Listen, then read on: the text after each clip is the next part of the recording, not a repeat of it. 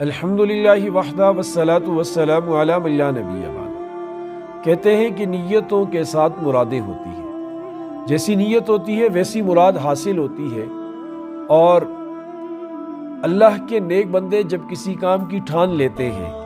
تو اس کام کے پورا کرنے میں اللہ ان کی مدد کرتے ہیں، ان کے معاون بنتے ہیں۔ آج سے کئی زمانہ پہلے کی بات ہے کہ بغداد شہر میں ایک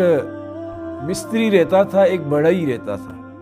جو لکڑی کا کام کرتا تھا، فرنیچر وغیرہ بناتا تھا اس زمانے کے اعتبار سے، اور اس کا کام لوگوں کو بہت پسند تھا۔ بڑے مالدار قسم کے لوگ چاہتے تھے کہ ان کا کام اس کے کارخانے میں ہو۔ عمر کے آخری حصے میں اس نے ایک ممبر بنانا شروع کیا، اور بڑا محنت سے، لگن سے اس نے ممبر بنایا، اخروٹ کی لکڑی سے، اور اس کے اوپر ہیرے وغیرہ ٹانگ کے، قیمتی پتھر جہاں جہاں سے اسے ملتے لا کر لگائے، ہر اعتبار سے اس کو نفاست کے ساتھ سجا دیا۔ جب وہ ممبر بن کر تیار ہوا تو جو بھی اسے دیکھتا تو اس کی تعریف کیے بغیر نہ رہ سکتا۔ ہر کوئی اس کی گن گاتا کہ کتنا کمال کا ممبر بنایا ہے، اور جو صاحب حیثیت وہاں سے اس کا گزر ہوتا تو اس کی خواہش ہوتی کہ یہ ممبر خرید کر وہ اپنے ساتھ لے جائے، اور وہ منہ مانگے دام دینے کے لیے تیار ہوتا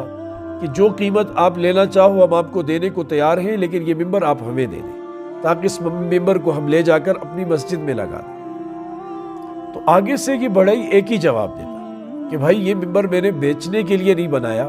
یہ ممبر میں نے کام تجارت کاروبار کے لیے نہیں بنایا، یہ ممبر میں نے مسجد اقصیٰ کے لیے بنایا ہے۔ اب جیسے ہی یہ لفظ اس کی زبان سے نکلتے لوگ حیران رہ جاتے کہ بھائی کیسے مسجد اقصیٰ کے لیے یہ ممبر بنایا ہے، یہ ممبر کیسے مسجد اقصیٰ میں جائے گا اور وہاں کیسے لگے گا، کیونکہ وہ مسجد اقصیٰ تو عیسائیوں کے قبضے میں ہے، مسلمان وہاں آ جا نہیں سکتے، اور تم بات کرتے ہو کہ یہ ممبر وہاں لگے گا۔ اسے لوگ دیوانے کا خواب سمجھتے تھے، اور جو لبرل قسم کے لوگ تھے وہ مذاق اڑاتے تھے، بے دین طبقہ جو تھا کہ ایسا کیسے ہو سکتا ہے، اور جو اللہ والے لوگ تھے، نیک لوگ تھے، وہ دعا مانگتے تھے کہ یا اللہ اس نے جو نیت کی ہے اس کی نیت کو یا اللہ پوری فرما، اور اس کے ممبر کو یا اللہ تو مسجد اقصیٰ کی زینت بنا۔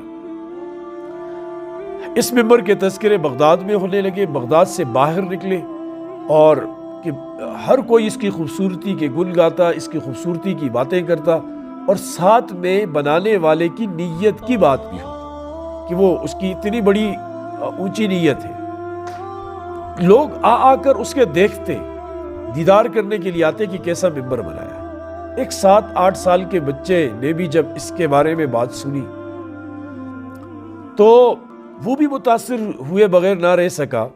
اور اسے جس چیز نے سب سے زیادہ متاثر کیا وہ ممبر کی خوبصورتی، سجاوٹ اور بناوٹ نہیں تھی، اسے جس چیز نے متاثر کیا وہ بنانے والے کی نیت اور جذبہ تھا، اس بڑھئی کا کہ یہ ممبر جو ہے مسجد اقصیٰ کی زینت بنے گا۔ اس جذبے نے اسے بڑا متاثر کیا، اور اس نے دل میں ٹھان لی کہ انشاءاللہ اللہ پاک چاہیں گے تو ایک دن آئے گا کہ یہ ممبر میں اپنے ہاتھ سے مسجد اقصیٰ میں لگاؤں۔ اور عزیزان محترم، پھر وہ دن آیا 40 سال کے بعد، جب اسی بچے نے اپنی جوانی میں یہ ممبر لے جا کر مسجد اقصیٰ میں لگایا، جب مسجد اقصیٰ مسلمانوں کے زیر نگیا، اور اس بچے کو، اس نوجوان کو آج لوگ صلاح الدین ایوبی کے نام سے جانتے ہیں کہ اس کے ہاتھ سے اللہ پاک نے اس بڑھئی کے ممبر کو مسجد اقصیٰ کی زینت بنایا۔ ہمارے ذمے ہے کام کرنا، ہمارے ذمے ہے نیت کو بہتر کرنا، اس کے لیے کوشش محنت کرنا۔ نتیجہ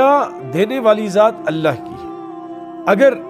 بندہ اپنے ہاتھ میں نتیجہ سمجھے تو پھر تو دنیا کا جو کاروبار ہے وہ چل ہی نہ سکے۔ یہ جتنی محنت ہوتی ہے زمینوں پر،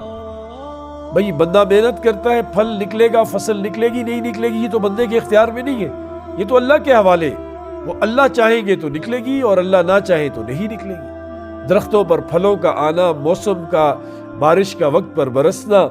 اور اسی طرح زمین کے نیچے سے پانی کا امڑ کر آنا، یہ ساری چیزیں قبضہ قدرت میں ہیں۔ اب بندہ صرف نیت کرے، ارادہ کرے۔ آج بھی مسجد اقصی راہ دیکھ رہی ہے، آج بھی قدس مسلمانوں کی راہ تک رہا ہے کہ کوئی آئے اور آ کر مجھے آزاد کرے، کوئی آئے اور آ کر مجھے جبینوں کے سجدے کے لیے مزین کرے، یہاں اللہ رسول کے تذکرے ہوں۔ جیسے ایوبی دور میں یہاں تعلیم کے حلقے لگتے تھے، لوگ پڑھتے پڑھاتے تھے، قال اللہ قال الرسول صلی اللہ علیہ وسلم کی صدائیں بلند ہوتی تھی۔ ایسے لوگ آئیں کہ آ کر وہی ماحول بنا دیں، اور ہمارا رب بھی دیکھ رہا ہے کہ مسلمانوں کی نیت کیا ہے، ارادہ کیا ہے، مسلمان کیا کرنا چاہ رہے ہیں، مسجد اقصی کے لیے کیا دل میں جذبات ہیں۔ ہم جتنا ہو سکے کوشش کریں، جتنی طاقت ہے اس کو لگائیں، تو انشاءاللہ اللہ پاک ہماری اس طاقت کے بدلے میں ہمیں اجر عطا فرمائیں گے اور اس کا پورا پورا ثمر عطا فرمائیں گے۔ اور انشاءاللہ اللہ کے فضل سے امید ہے کہ ایک دن آئے گا کہ جب ہم بھی مسجد اقصی میں نماز پڑھیں گے، اللہ پاک ہمیں بھی عمل کی توفیق نصیب فرمائے۔